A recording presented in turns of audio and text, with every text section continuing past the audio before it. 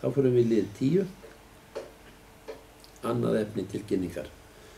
10.1. Innanríkisráðuneytið 12.6.2014 tilkynning endanlegt framlag vegna nýbúafræðslu á fjárhagsáætlun 2014. Orðið er laust þennan lið.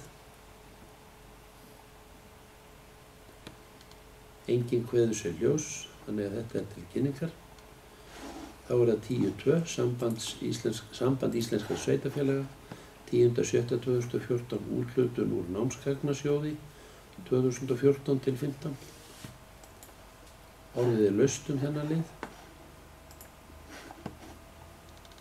Enginn kveður sér ljós, þannig að þetta er tilkynningar.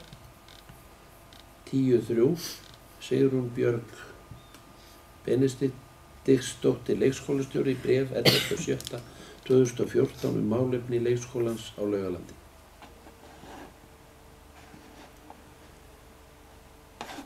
Orðið er laust þennan lið.